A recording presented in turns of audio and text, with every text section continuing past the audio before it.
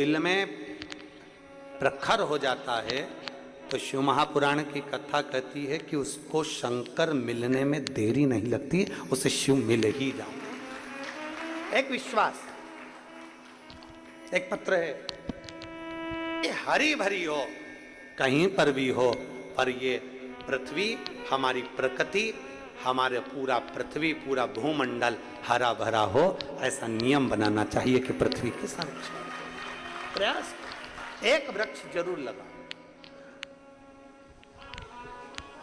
जितना जितना वृक्ष लगता है ना उतना उतना जल बढ़ता है। पृथ्वी का जो जल कम हो रहा है ना उसका कारण केवल ऐसा ही है कि वृक्ष नहीं है, वृक्ष कटते गए जल कम होता गया, इसलिए वृक्ष लगाना जरूरी है। एक बेलपत्री के वृक्ष के नीचे से भी अगर कोई भूलवश निकल कर चले जाता है, हजारों अश्वमेध यज्ञ का फल उसके खाते में प्राप्त हो जाता है, हजारों अश्वमेध यज्ञ का पुण्य फल उसे मिलता है।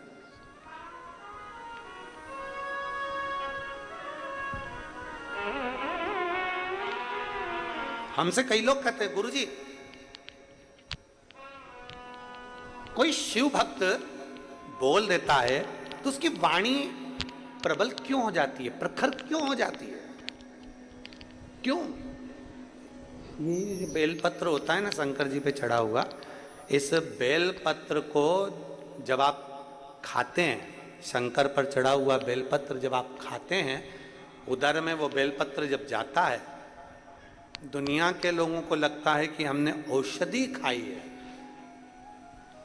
पर लिंग पुराण, नर्मदा पुराण, ब्रह्मवैवर्त पुराण, स्कंद पुराण का काशी खंड और शिव महापुराण कहती है एक बेलपत्र जब हमारे उदर में जाती है तो ये मान कर चलें कि हमारे हृदय में पूरे समय शंकर का निवास रहता है और शिव हमारे साथ चलता है हर पल हर घड़ी हर क्षण।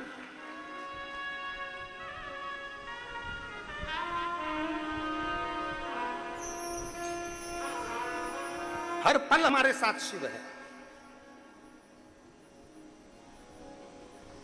और मेरे भोले तेरा सहारा है, मेरे भोले तेरा सहारा है, मेरी नैया का तू किनारा। हर घड़ी हर क्षण शिव तुम्हारे साथ में चले, शंकर तुम्हारे साथ, हमारा विश्वास हमारे साथ चलना चाहिए।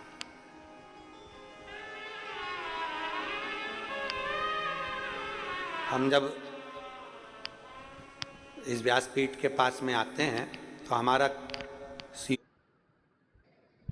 का कंकर और सीहोर का रुद्राक्ष दोनों साथ देवादिदेव महादेव के साथ में चलते हैं। उसकी आराधना, पूजन, अर्चना, स्मरण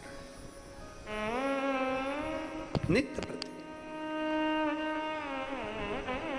और एक तो हमारी पोथी में रखा ही रहता है,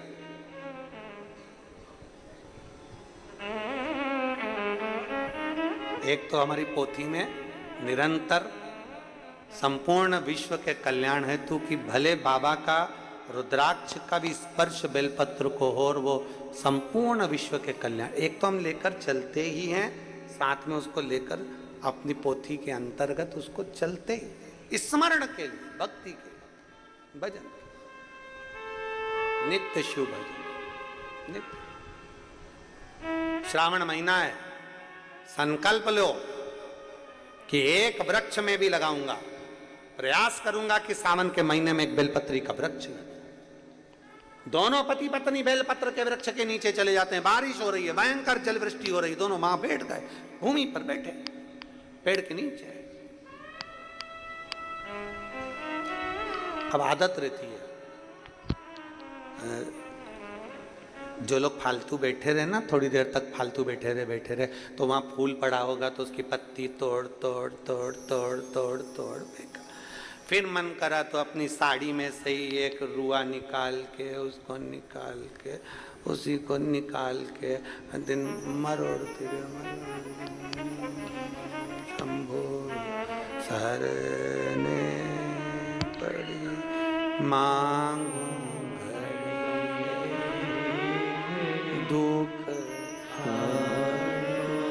आदत रहती है। फिर ही बैठे हो, क्या कर रहे हो? भिलाई की कथा में कहा था, भानु नाम का बच्चा धूल का शिवलिंग बना लेता है। सुनी थी कथा? भानु नाम के बच्चे ने मिट्टी का शिवलिंग बना लिया, उसका पुण्य उसके खाते में चला गया, पुण्य खाते में गया, केवल शिवलिंग बना, केवल।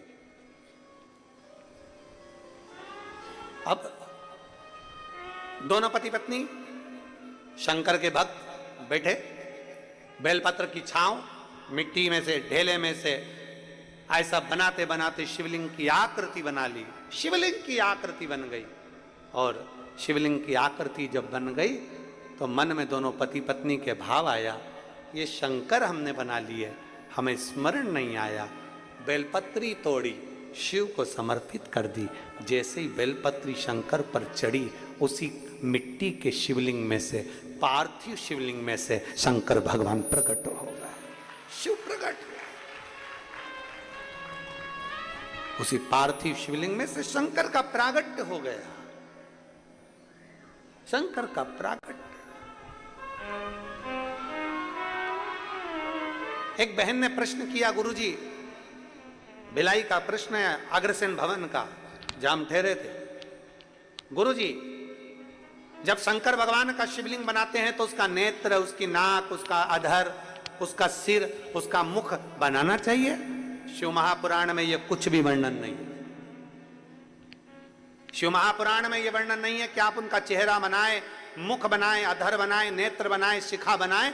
यह शिव महापुराण में वर्णन नहीं है। शिव महापुराण में तो केवल इतना वर्णन है कि आप अगर गमले की भी मिट्टी का शिवलिंग बना रहे हैं तो वो पार्थिव शिवलिंग है, यहां चेहरा बनाने की जरूरत नहीं। पार्थिव शिवलिंग का मतलब होता है जितनी मिट्टी को जोड़ा गया है, जितनी मिट्टी का संचय किया गया है, उसमें जितने जितने कण हैं, वो सारे कण जब इकट्ठे होते हैं तो मिट्टी में जितने कण होते हैं उतने कण के बराबर हमको शिवलिंग निर्माण का पुण्य फल प्राप्त हो जाता है। इसलिए पार्थिव की महत्व, पार्थिव की महत्वता क्यों है? ये इधर करते हैं कि नहीं करते हमको नहीं मालूम। हरतालिका करते हैं इधर, हरतालिका। तो हरतालिका जब करते हैं तो हरतालिका में बालू, मिट्टी का, बालू का या मिट्टी का शिवलिंग बनाते हैं। क्यों बनाते हैं?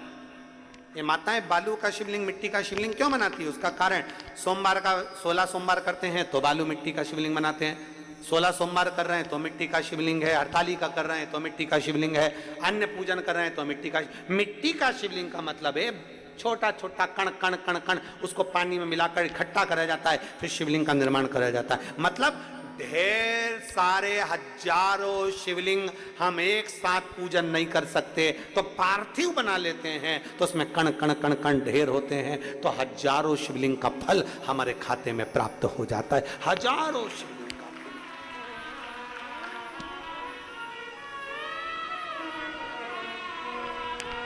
और बालू मिट्टी का बनाया भोलेनाथ, चढ़ाऊं लोटा जल भर के। बीच में जो डंडी होती है, जो बची हुई जगह होती है, सारी निधि, सारी सिद्धि और सारी देवियों का स्थान होता है।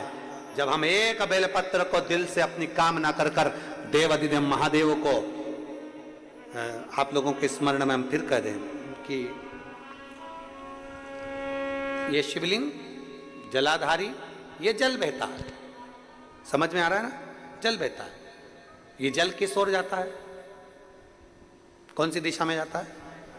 जम के बोलो, उत्तर की दिशा में। जब हम एक बेलपत्र समर्पित करते हैं दक्षिण में बैठकर, कहां बैठते हैं अपन? दक्षिण में, उत्तर की ओर मुख, दक्षिण में बैठकर जब डंडी का मुख उत्तर की ओर कर कर बेलपत्र अपने मन से कामना कर कर शिवलिंग पर समर्पित करते हैं, तो ऐसी कोई कामना नहीं जो मेरा महादेव पूरी ना करता। एक बेलपत्र। अब लोग कहते हैं गुरुजी क्या बेलपत्र चढ़ाने का भी एक तरीका होता है? क्या भगवान शंकर को चढ़ाने का, जल चढ़ाने का भी एक तरीका होता है? क्यों नहीं होता? जब दवाई खाने का तरीका होता है, डॉक्टर लिखता अपने पर्चे में सुबेरे खाना, शाम को खाना, दिन में खाना कि रात को खाना, सुबेरे खाली पेट खाना कि भरे पेट खाना, पानी से खाना कि दूध से खाना। बोलो बोलो सही है कि गलत है? पानी से खाना कि दूध से खाना, रात को 9 बजे खाना, खाने के बाद खाना, भूखा पेट खाना। जब डॉक्टर लिख कर दे रहा है कि दवाई ऐसे लोगे तो फायदा करेगी, अब तुम्हारा मन करा, तुमने तो दवाई ली ना, सब एक साथ निपटा गई, और डॉक्टर के पास 5 दिन बाद जाकर बोली असर नहीं कर रही है। डॉक्टर साहब अभी भी मेरी पसली दुख रही, अभी भी मेरा सिर दुख, असर नहीं कर रही, कमजोरी उतनी की उतनी है। डॉक्टर ने कहा हमने दवाई दी थी, पर्चा दिखाओ जरा। पर्चा डॉक्टर ने देखा, जो देखा तो कही दवाई तो सही लिखी है रे, जी दवाई तो सही है, फिर असर क्यों नहीं कर रही? तो इससे पूछा दवाई खा रही हो? हाँ। पूरी खा रही हो? हाँ। जो ये खाली पेट वाली है कि मैं तो सब एक साथ खा लेती हूं।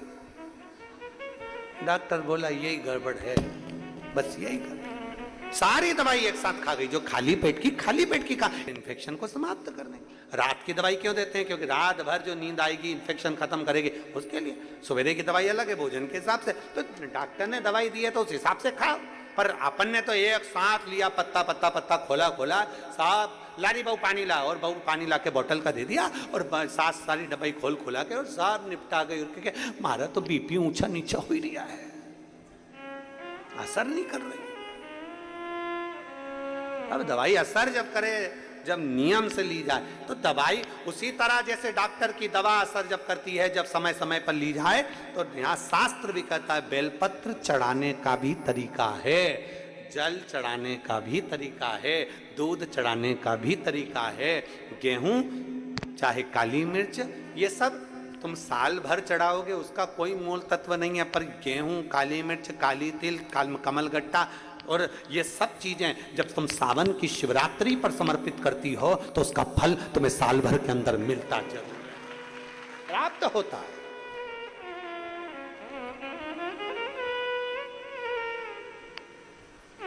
तो मिला, ऐसा नहीं कि नहीं मिला। पिछले साल तुमने चढ़ाया था गेहूं, तो कथा मिली कि नहीं मिली? आई कि नहीं आई कथा? और सुन लो छत्तीसगढ़ वालों, जितनी छत्तीसगढ़ की मेरी जीजियां कथा सुन रही हैं ऑनलाइन, जितने कथा को श्रवण कर रहे हैं, दिल से पूजन करना और बाबा से दिल से कहना हमारे यहाँ भी शंकर जी की कथा होना चाहिए, तो इतना देना झोली भर करके हम भी कथा करवाएं, ऐसा प्रयास इतना देना।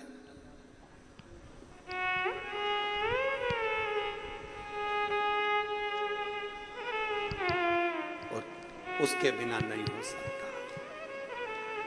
उसके बिना नहीं होगा।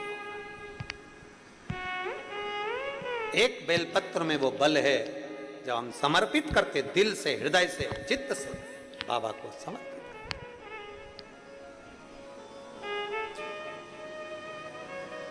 हम 2 बेलपत्र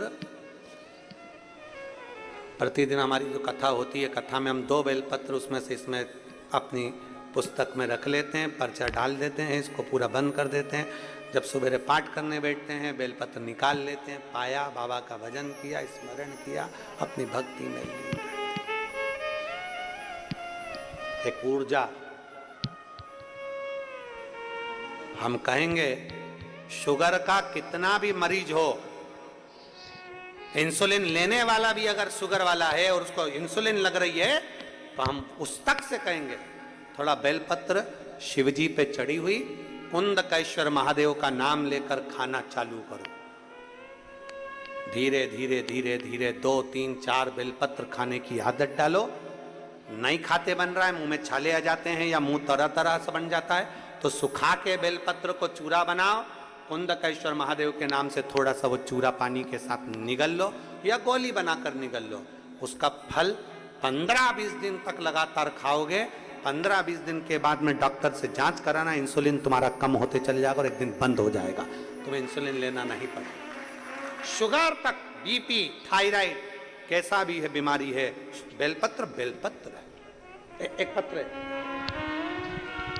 जल हो, बेलपत्र हो, और मेरी माताओं से भी निवेदन, भाइयों से भी निवेदन, शंकर के मंदिर में चढ़ा हुआ जल शिव पर चढ़ा हुआ जल का आचमन भी सोच। आ जाओ।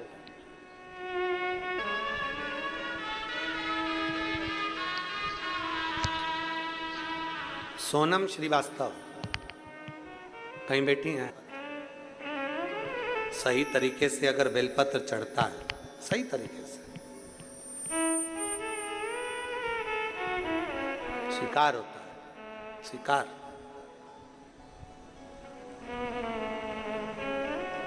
आपसे पूछें, एक उत्तर दीजिएगा। छत बनाया, उसमें सही तरीके से ढाल बना दिया तो पूरा पानी नीचे गिर जाएगा कि नहीं गिरेगा? जम के तो बोलो, गिरेगा ना। और अगर छत बनाया और उसमें ढाल सही नहीं बनाया तो फिर पानी निकलेगा? फिर तो तुम्हें झाड़ू लेके जोड़ना पड़ेगा पानी को, निकाल। जैसे कई कई बाथरूम में पानी भरा रहता है तो वो झाड़ू से उसको वाइपर से साफ करती रहती है, पानी भरा गया तो निकाल रही है। अगर सही ढाल होता तो पानी निकल जाए, सही ढाल होता तो पानी निकल जाता। वो ढाल सही नहीं था ना, इसलिए पानी। तो उसी तरह शंकर को पाने का तरीका होता है, ढाल सही रखिए। आप कहां बैठ रहे हो, कैसे पूजन कर रहे हो, बेलपत्र कैसे चढ़ा रहे हो, शिव को कैसे रिझा रहे हो, ये आपको मालूम होना चाहिए। तुरंत मिलता शिव, तुरंत। क्या पहले के समय में लोग शंकर जी को जल नहीं चढ़ाते? चढ़ाते थे। सावन महीने में नहीं जाते थे? जाते थे। पर अब लोगों को शिवरात्रि की पूजन हो, चाहे रोज शंकर को जल चढ़ाना हो, चाहे बेलपत्र चढ़ाना हो, चाहे भगवान शंकर का जल चढ़ा हुआ का आचमन करना हो, अब लोगों को ज्ञात हो गया कि शिव को जल कैसे चढ़ाना है, शंकर का अनुमोदन कैसे करना है, शिव जी से प्रार्थना कैसे करना है, शंकर को नमन कैसे करना, अब उनको ज्ञात हो गया।